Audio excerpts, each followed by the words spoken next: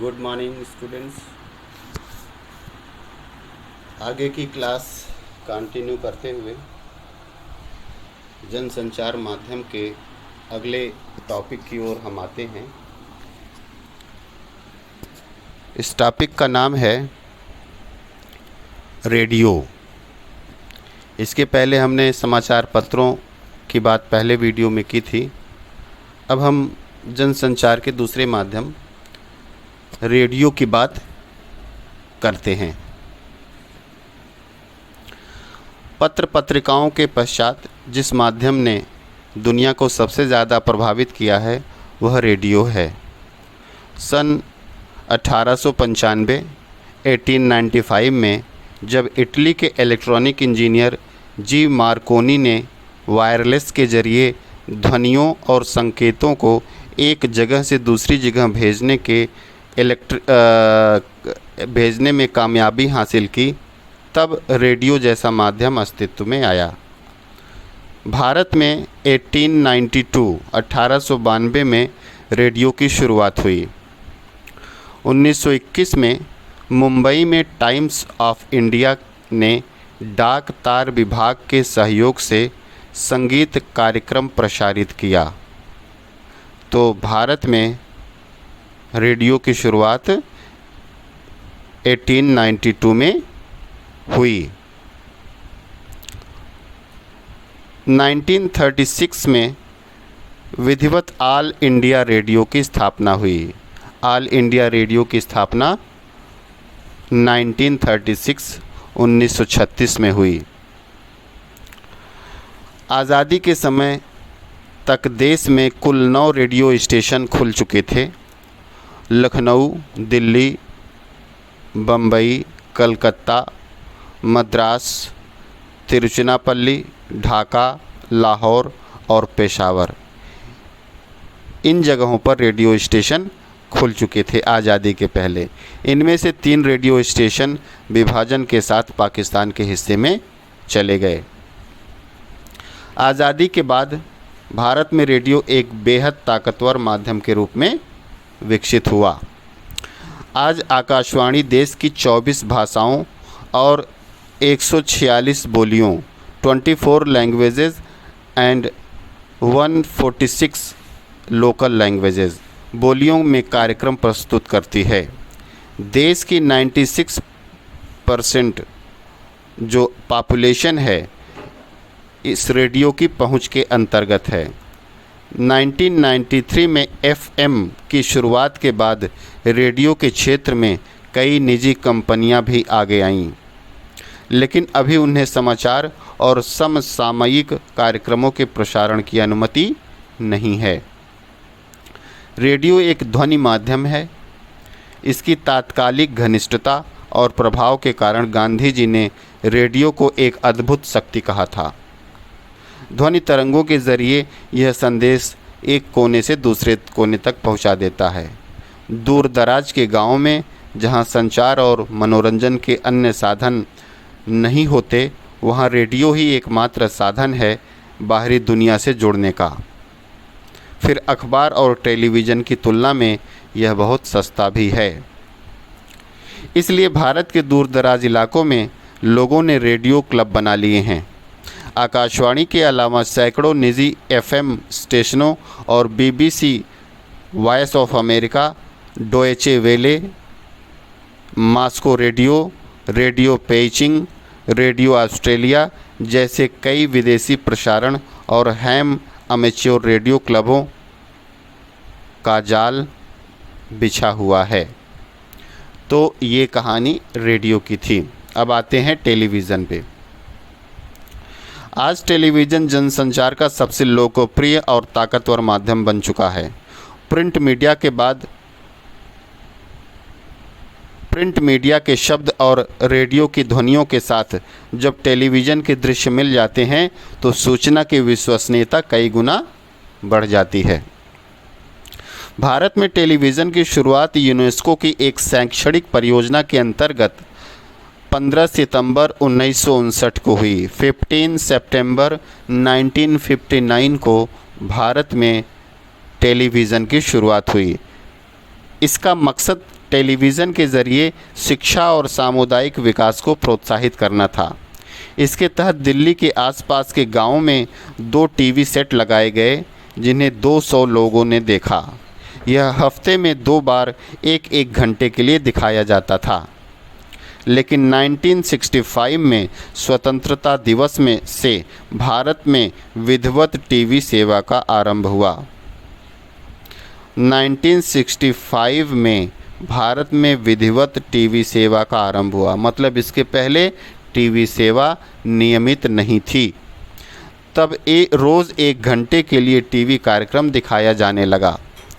1975 तक दिल्ली, मुंबई, श्रीनगर, अमृतसर, कोलकाता, मद्रास और लखनऊ में टीवी सेंटर खुल गए। लेकिन 1976 तक टीवी सेवा आकाशवाणी का हिस्सा थी। अप्रैल 1976 से इसे अलग कर दिया गया और इसे दूरदर्शन नाम दिया गया। मतलब अप्रैल 1976 से दूरदर्शन अस्तित्व में आया। इसके पहले भारतीय टेलीविज़न आकाशवाणी का हिस्सा था। 1984 में इसकी रजत जयंती मनाई गई। स्वर्गीय प्रधानमंत्री इंदिरा गांधी को दूरदर्शन की ताकत का एहसास था। वे देश भर में टेलीविज़न केंद्रों का जाल बिछाना चाहती थी।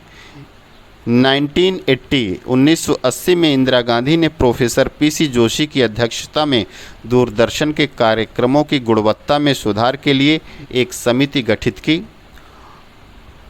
जोशी ने अपनी रिपोर्ट में लिखा, हमारे जैसे समाज में जहां पुराने मूल्य टूट रहे हों और नए बन रहे हों, वहां दूरदर्शन की बड़ी भूमिका निभाते हुए जनतंत्र मजबूत बन सकता है।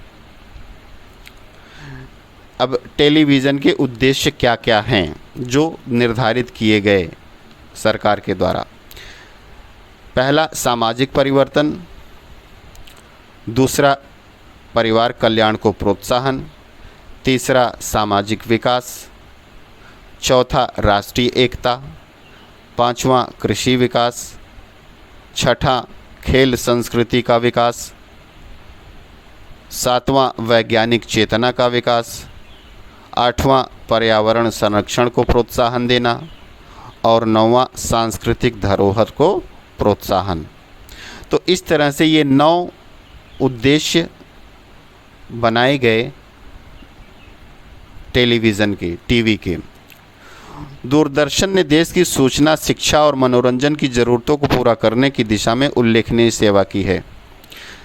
लेकिन लंबे समय तक सरकारी नियंत्रण में रहने के कारण इसमें ताजगी का अभाव खटकने लगा और पत्रकारिता के निष्पक्ष माध्यम के तौर पर यह जगह नहीं बना पाया।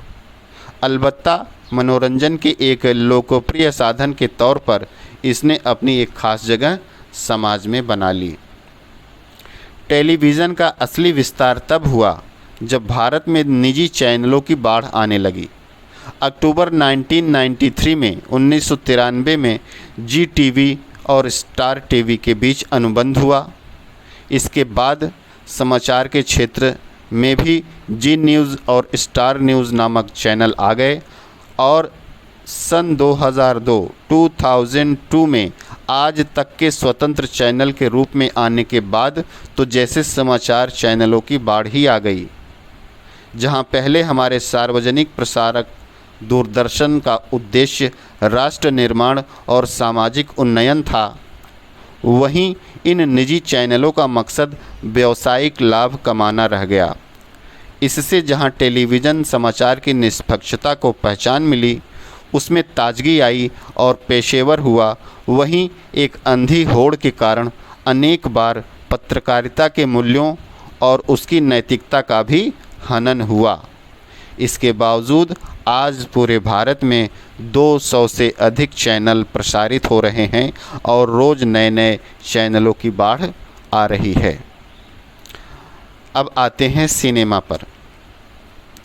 जनसंचार का लोकप्रिय और प्रभावशाली माध्यम सिनेमा है। हालांकि यह जनसंचार के अन्य माध्यमों की तरह सीधे तौर पर सूचना देने का काम नहीं करता, लेकिन परोक्ष रूप में सूचना, ज्ञान और संदेश देने का काम करता है। सिनेमा को मनोरंजन के एक सशक्त माध्यम के तौर पर देखा जाता है। सिनेमा के आविष्कार का श्रेय अल्वा एडिसन को जाता है, थॉमस अल्वा एडिसन को जाता है। यह 1883 में मिनेस्टिकोप की एक खोज के साथ जुड़ा हुआ है। 1894 में फ्रांस में पहली फिल्म बनी जिसका नाम था द अराइवल ऑफ ट्रेन।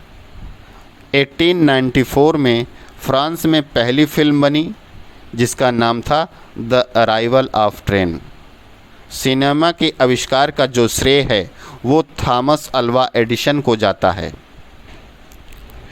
तकनीक में तेज़ी से विकास, इसके पश्चात तकनीक का तेज़ी से विकास हुआ और जल्दी ही यूरोप और अमेरिका में कई अच्छी फिल्में बनने लगीं। भारत में पहली मूक फिल्म बनाने का श्रेय दादा साहेब फाल्के को जाता है। यह फिल्म थी 1913 में बनी राजा हरिश्चंद्र। मतलब भारत में पहली फिल्म जो बनाई गई उसका नाम था राजा हरिश्चंद्र और यह 1913 में दादा साहब फाल्के द्वारा बनाई गई। यह मूक फिल्म थी। इसके बाद 2 दशकों में कई और मूक फिल्में बनी। इनके कथानक धर्म, इतिहास और लोक कथाओं के इर्द गिर्द बुने जाते थे। 1931 में पहली बोलती फिल्म बनी जिसका नाम था आलम आरा। इसके बाद बोलती फिल्मों का दौर शुरू हुआ। आज़ादी मिलने के बाद जहां एक तरफ भारतीय सिनेमा ने देश के सामाजिक यथार्थ को गहराई से पकड़कर आवाज़ देने की कोशिश की, वहीं लोकप्रिय सिनेमा ने व्यावसायिकता का रास्ता अपनाया। एक तरफ पृथ्वीराज कपूर, महबूब खान, सोहराब मोदी, गुरुदत्त जैसे फिल्मकार थे तो दूसरी तरफ सत्यजीत राय जैसे क्लासिकल फिल्मकार थे। सिनेमा जनसंचार के एक बेहतरीन और सबसे ताकतवर माध्यमों में से एक है और इसके कई आयाम भी हैं। यह मनोरंजन के साथ साथ समाज को बदलने का, लोगों में नई सोच विकसित करने का और अत्याधुनिक तकनीक के इस्तेमाल से लोगों को सपनों की दुनिया में ले जाने का माध्यम भी है। मौजूदा समय में भारत में हर साल लगभग 800 फिल्मों का निर्माण होता है और दुनिया का सबसे बड़ा फिल्म निर्माता देश भारत बन चुका है। यहाँ हिंदी के अलावा अन्य क्षेत्रीय भाषाओं और बोलियों में भी फिल्में बनती हैं। मैं आज यहीं पर वीडियो को विराम दे रहा हूँ। कुछ चीज़ें बची हैं जिसको मैं अगले वीडियो में कंप्लीट करने की कोशिश करूँगा। Thank you.